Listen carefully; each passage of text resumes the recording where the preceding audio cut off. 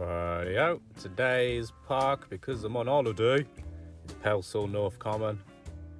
We'll find this finger post, which is a pub near it, apparently. Right, whatever. But yeah, there's no parking on site here, so if you want to visit, find a road close. This whole woodland crescent off Forge Road, off Wood Lane, seems pretty good. I'll show you where I am in a minute, but I've just parked where that kind of white van is on the map. We've got this grass right in front of me, and it looks like if I stick to the left, we get all this lovely low heathland to walk around, which will be nice. So no dog today, so can kind of trot off the track a little more than usual, which is sweet. Beyond that, let's see what Pelsall North Common has to offer. Raggedy daggedy. So this is the situation with the parking. It's pretty good. Hopefully we're not annoying anyone, because it is just residential. There's nowhere, and there's a few grass verges that maybe you could get away with, but people tend to get pretty touchy about parking on, like ruining their verge. Only they can ruin their verge. So I didn't try any of these. But there we go. Parking straight onto the common.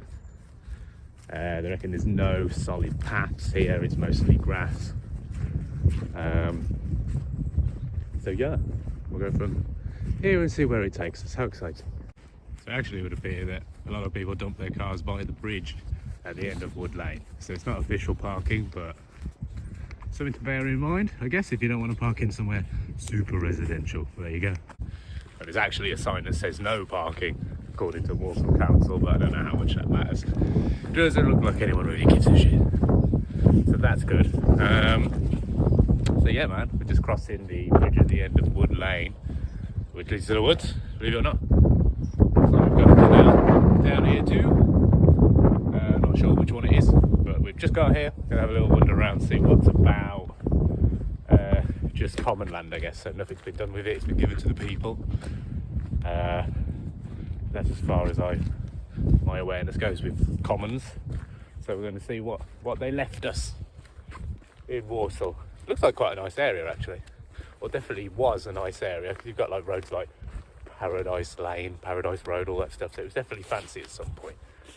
But still good effort.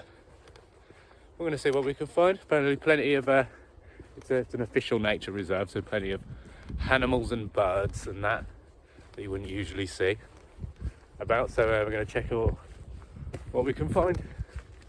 And yeah, enjoy. I hope you have a nice time. We're on holiday. The heathland is rather wonderful. Old. All kind of scrubby, bit Sutton Parky, really. Okay, we've come to some canal bridges. Always nice. What's this one? Friar Bridge. There's so much effort into this canal system, wasn't there? Right. Well, kind of cocked up here because we're blazing towards the finger post already, and I don't want to be there. So, I'm going to track back to the bridge here with the two houses. Went under that bridge, yeah. Go down that track, follow it to wherever the hell it goes, kind of like this way, all the way to the other end. Maybe catch this pool, and then walk this back over the second bridge and follow this diagonal path back to the finger post, and then we'll have a pint. That'll do. Small and local. This is an actual noted point here. There's quite a lot of different and weird rocks just kind of in the ground here. I don't know if they've filled it with hardcore over the years. Obviously keeping the path a path. Not sure what the crack is there, because you always get random bits of hardcore and even bricks in the floor on these kind of paths. But look at all these. Like an aero chocolate. I'm not sure what kind of rock that is. Looks like someone else already kicked up one of these out of intrigue. But honestly, what is that? Anyone know? Decent mushroom like that. Oh, you got the oak leaf shower. Look at this guy. Lovely. You get an undershot. Oh. Lovely communal looking stone in the middle of the woods here. It's going to sit on that, learn a little bit about the history of Pelsall Common, and load you up on some facts, because why else are we here? Just a brick. Oh, found another cool one here with the other one too. Oh, it was a fire. Good shout. Yeah, these. Any idea? They're kind of light. I don't know. I'm happy that life got a little bit more interesting since kind of losing my mind during furlough and kind of thinking, what else? What is the world for? Well, now it's super interesting because we've just been looking at my 2 rocks that I found, stones, whatever, on the walk down here. Now the answers are starting to come out, but we need to explain what this was now. So we just kind of found someone's old campfire here, and this guy is just on the floor. So he's got that black stuff as a top layer, which tells me it's some kind of tarmacy bituminous stuff used for reinforcement, used for cladding, I don't know, because look how shiny and nice it is. There's a clear layer of it put on this clear layer of also poured concrete. All the air bubbles in there telling us potentially it was poured. So what's that? Is that a chunk of road? Because I've never seen tarmac this slippy. Or is it the outside of something else that was knocked down around here and then repurposed as bits of four? I don't know, but intrigued nonetheless. If anyone knows a little bit more, get in the comments, let me know. I'm not going to pretend to know things anymore, there's no point, because people are right up their own arses when it comes to information. So I'm not going to say anything, just let you tell me. So what's that then? So, Pelsall, ancient common. Ancient because it's old as shit, obviously, but it's always been a common as far as we're aware. So somewhere in the 900s, so around 950, there's an entry in not the Doomsday Book, because the Normans haven't taken over yet, of this existing and just being wasteland that belonged to the local church, and that's it. And after that, the next entry is 1086 in the Doomsday Book, and this is all wasteland again. It's been smashed up because during the whole uprising during the Norman conquest, it kicked off here and they destroyed it apparently. So massive damage then, and then I don't know, 500 years later, 700 years later, going into the 1700s, you get the coal was found, coal mining industries found, the canals are pulled out, it gets a little bit industrial, mostly coal based, and then slowly gets turned into a housing estate up until 2021, where we are now. That's it then. So this is ancient and very much untouched for a long time. So what was here before? It's not for us to know, is it? And that's the thing with your local history. You should go out, check it out, read up on it as much as you can, and bear in mind that the people who've done the research on this, probably over the last kind of few hundred years, it was all pen and paper, no satellite imagery around for their use to figure out what this place was. So maybe it's our chance to figure out with our own minds as citizens of this place what may have gone on here, which is definitely more interesting than scouts. Talk on scouts coming up next, because it didn't quite work out for me, but it turns out I am liking walking around now, not so much as a 10-year-old, and we'll go into why. So yeah, the realisation of obviously having a childhood filled with scouting, did the beavers, the cubs, got into scouts, and then kind of left it when I was probably 12 or 13. Yeah, I don't remember being 14 or anything. So, you know, going into secondary school, scouts kind of went on the wayside. Now, kind of regretting it, kind of leaving, because I don't know, I found it cheesy as a child for some reason. I saw the explorers who were, you know, up and beyond the scouts, and thought, nah, that's not really for me. Because everyone in it, I don't know, just how closely knitted it was with the kind of Christian community, being in a church and all that, doing church parade on every whatever Sunday of the month, giving tea to the old people, helping washing cups and that. And they kind of got the opportunity to learn about the wildlife and things around us and how to survive, orienteer, do knots, all that stuff.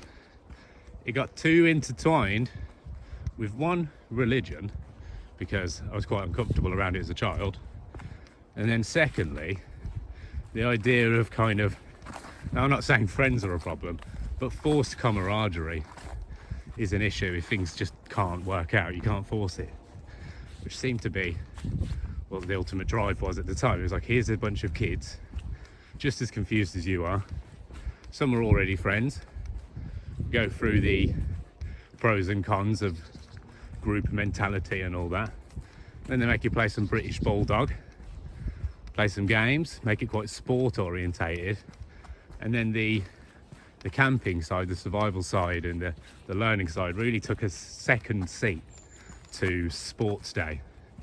And me being, you know, at the time I thought putting on a stone a year was okay, because I was 8 stone as an 8-year-old, 10 stone as a 10-year-old, and, you know, 12 as a 12-year-old, and that's not a way to live. But yeah, as you can guess, a bit of a podgy kid, and not too confident. Oh, just to let you know, we're on Wolferen Way. Not sure which way we're supposed to go. That way, nature trail. Let's do it. Right. So yeah, overweight child being pushed into sports day every Friday, essentially, and it begins to drag on you when you're obviously not as nimble as the others. And you know, I could hoop for football and kick ball rounders, but that's as far as it would go, really. And then, yeah, the pressures of it all kind of put you off going completely. And now I find myself walking around places like this and not having a bloody clue what I'm looking at, down to almost every tree, which obviously, with the amount of education pushed on me as a child regarding the scouting movement and all that, I should know more. I should be fairly confident in the wild. I should have pretty good orientation skills, which they tried to teach us, but it just didn't make it interesting or feel important enough. It was always just keep up with everyone else, get to the place, like the Jubilee Stone in Sutton Park, say. You get there, then not really learn a fat lot about it, praise Lord Baden-Powell for a bit, go home, and then yeah, jamborees, all those things. Cheesy. Went to one called what was it, Feel the Magic Camp Fest, I don't know, night, probably 2001. Feel the Magic, don't know where it was, but the whole weekend consisted of kind of throwing chocolates in a fire and then going to a stage with a bunch of scout leaders we don't really know. We ain't got a clue. It always felt like our whole scout movement, the 177th Tame Valley, was a bit pikey compared to everyone else. But that's been my experience in general group activity. I've been in rugby teams, I've been in football teams and all that. Always the pikey underdog team that's not really going to get anywhere. But that's what it is, living in Erdington, I imagine. Sometimes you'll win, sometimes, all the time you lose. Don't worry about it. Wow, we've got a really nice little bog here.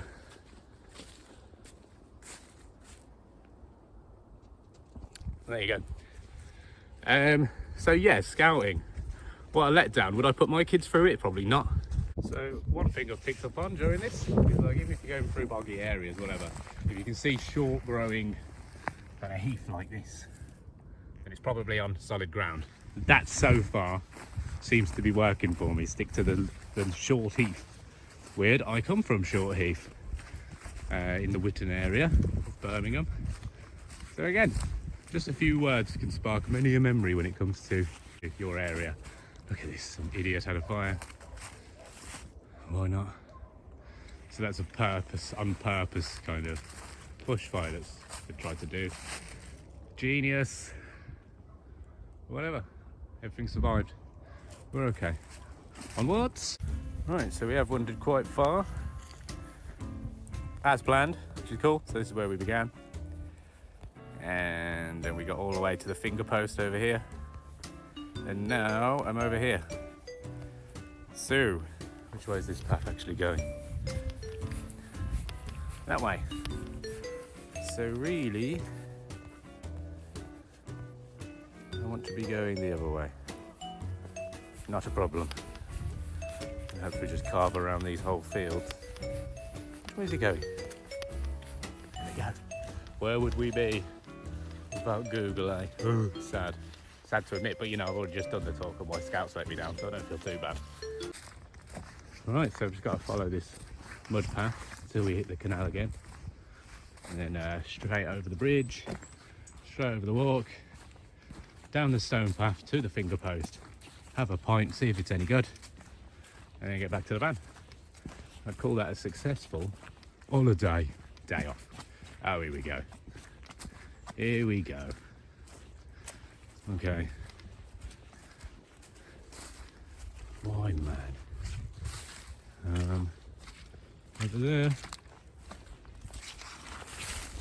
Literally, I just failed to record properly, but I was just saying about the wellies that I wore. on the Sandwell Valley Country Park video. Complete letdown, destroyed the tops of my feet. Steel toe cap bloody wellies can piss off. We're back at the canal bridge. Not too long at all. This is easy. You should get out and do this one.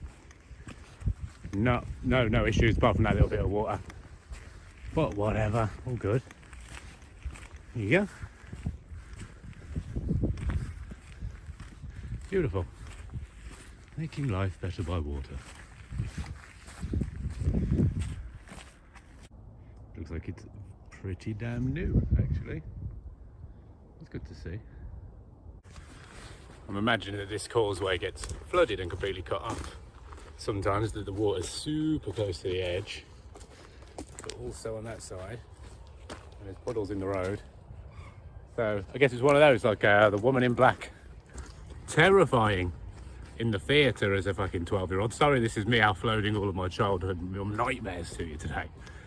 But don't send your kids to see the live version of Woman in Black when they're 12, because fuck me, never forget it. We're at the finger post. Oink. We're gonna go for a pint, because I'm on holiday. So, pub's alright. I didn't look at the menu or anything like that. The garden's lovely. Well, decking, but you're up here, which is quite nice, isn't it? But the bit we're all waiting for. Timmy Taylor's. £3.33. Huh? So we're almost there. The way back, down there. Pretty sweet, and we can get to it from the pub car park. So you can literally have a pint here, jump out the garden, and then off right down to that bridge, do a left, and then that should get us back to where we started, ish, maybe. So there'll be the pub. We've just exited out the side door there, and here we go. That's a good doggy. So yeah, man, that's a day out, isn't it, for free. We're gonna go back to the van now, get home, see how Pippin's doing, probably throw some dinner on. But increasingly, I mean, I'm just gonna get comfortable with these kind of walks, then start dragging out the pans and the gas cooker, and then we'll look at doing some outside cooking, because cooking is one of the best things you can do.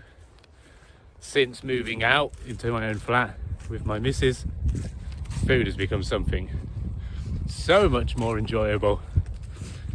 Figuring out the flavours, the science of why things work, why they don't work. It gets very interesting. And to do it outside, stripped back, nice and easy. And we'll show you the best way to make curries, maybe, even out here. All completely doable. Obviously, I see a lot of these channels doing chili con carnes and spag bowls, and we can join the club there because we're pretty good at them. So, come out the finger post, but I've actually done a bit of a left around the forest that you can see by the bridge, which is there. And that peels you behind everything and gets me back to my parking space over there. So, bit of a stroll. Nothing too strenuous, straight between these two groups of trees, diagonal. Nice! And as if by magic, we're not lost again. I mean, thanks Google, you did obviously all the work. You can see my little red van maybe around the corner there. Just there maybe, by that house. Oh, blur. Anyway, we did it. Recognise this grass. Lovely little football area for the local scallies, which seems to have been ditched now. But to be honest, it's quite squidgy wet, so I'm not surprised.